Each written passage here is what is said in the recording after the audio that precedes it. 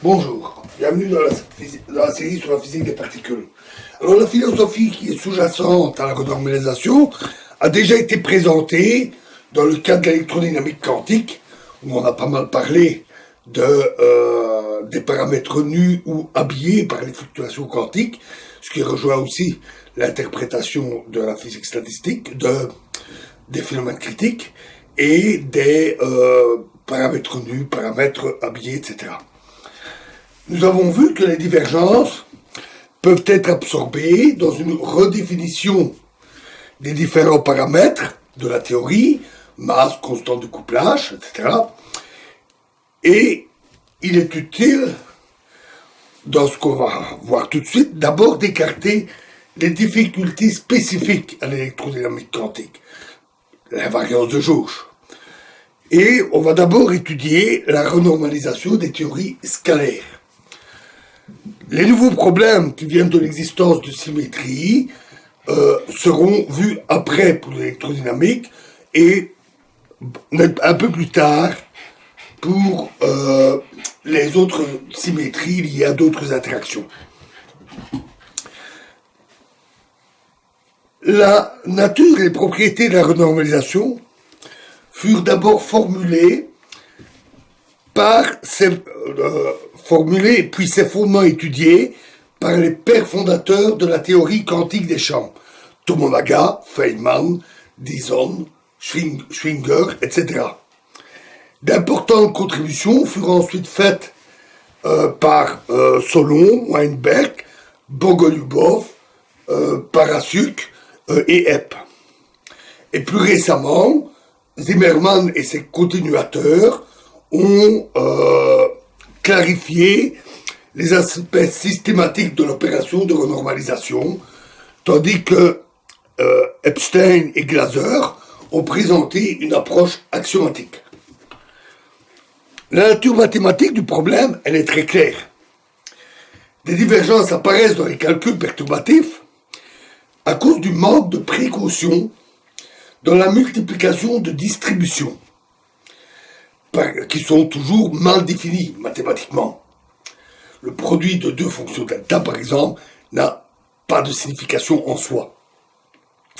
Par exemple, dans le diagramme énergie propre, tronqué, Y1, Y2, l'expression qui en découle, à savoir GF, Y1 moins Y2, le propagateur de Feynman, au carré, c'est une expression qui est mal définie. Telle quelle, cette expression n'a pas de sens. Dans l'espace-moment, avec sa transformée de Fourier, cette transformée de Fourier est logarithmiquement divergente. Comme on l'a vu, de telles expressions divergentes doivent être soustraites. Puisque nous voulons que les soustractions soient locales dans l'espace de configuration, cette opération revient à une redéfinition des paramètres du Lagrangien avec des quantités normalement infinies.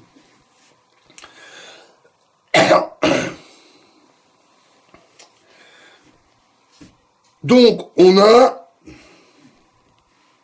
abandonne l'idée d'utiliser ou d'observer les paramètres initiaux du Lagrangien, les quantités dites nues, et on réexprime tout en fonction de paramètres finis, renormalisés et observables. Dans l'exemple ici, on remplace le carré du propagateur de Feynman par pi y1, y2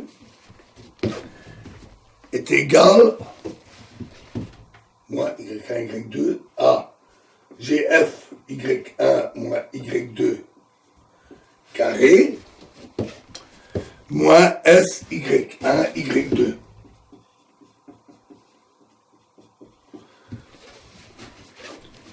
Où S est une distribution qui est concentrée à l'origine et qui est choisi de telle manière que l'expression pi complète ait un sens. Ici, un terme proportionnel à une fonction delta suffit. En représentation de Fourier, GF Y1 moins Y2 carré est égal à intégrale d 4P sur 2π4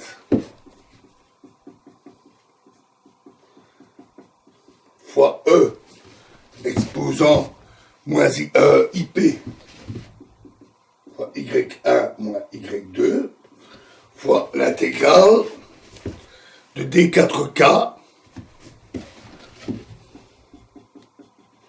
sur 2π4 fois 1 sur K carré moins M carré plus I epsilon fois P moins K carré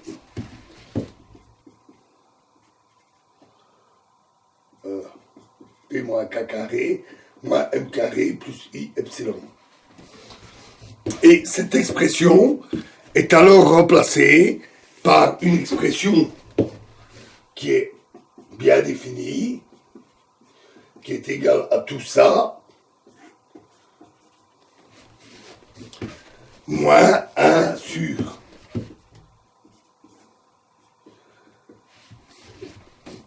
K carré moins M carré plus I epsilon carré.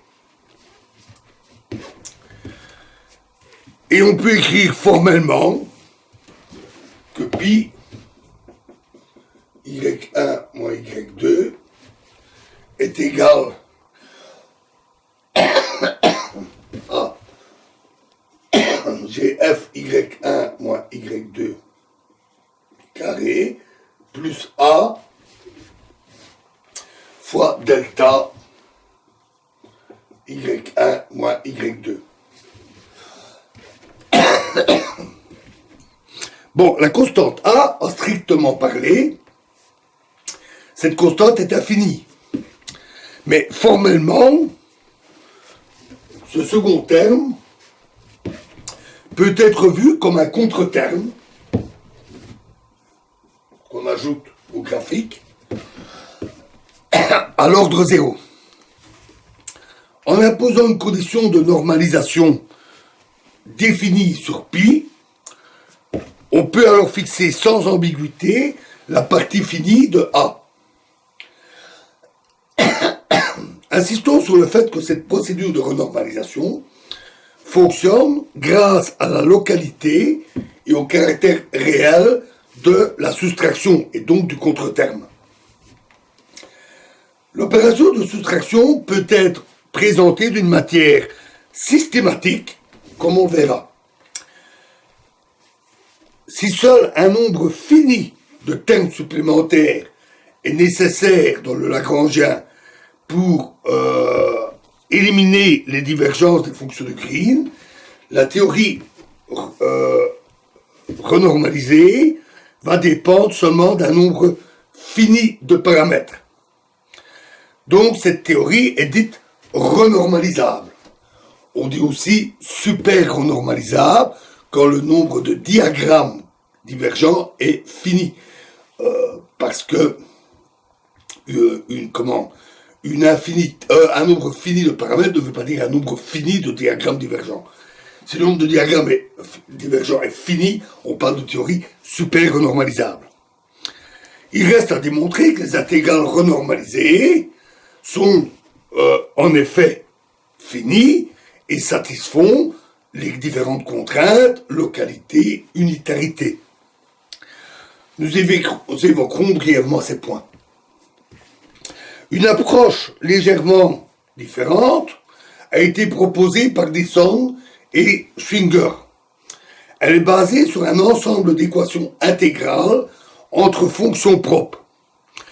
Mais elle implique malheureusement aussi des constantes de renormalisation multiplicatives infinies à une étape intermédiaire. Enfin, la procédure la plus orthodoxe de Einstein et Glaser est basée sur les axiomes de la théorie locale du champ dans l'espace de configuration. Elle est libre de quantités mathématiquement mal définies, mais elle cache la structure multiplicative de la renormalisation. Cette dernière conduit avec une interprétation appropriée à l'étude du groupe de renormalisation, ce qui fera le joint avec le groupe de renormalisation que nous avons vu avec les phénomènes critiques. Voilà pour la base. Alors, dans la prochaine vidéo, nous nous pencherons plus en détail sur la première étape qui est celle de la régularisation. Je vous remercie.